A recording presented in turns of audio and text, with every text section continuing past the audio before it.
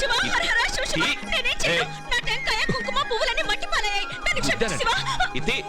Hi, నా జడ చూడు నీ జుత్తుతో ఎలా ముడిపడిందో. శివుడి మెడలో ఉన్న పావులాగా. ఏంటి పాము గీమన్నావంటే పళ్ళు రాలిపోతాయి. ఇతే ఉండు తీస్తాను.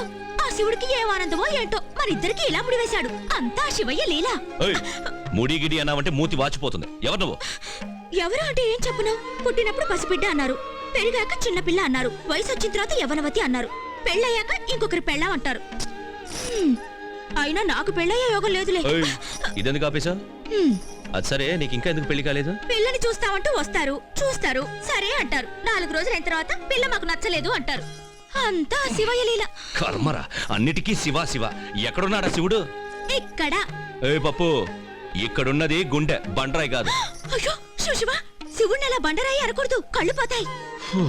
హాయ్, శివుడు మెళ్ళ ఉన్న నాగపావులాగా ఉఫ్ ఉఫ్ అంటున్నావే ఎలా? నీ ముత్తాత తలకాయలా.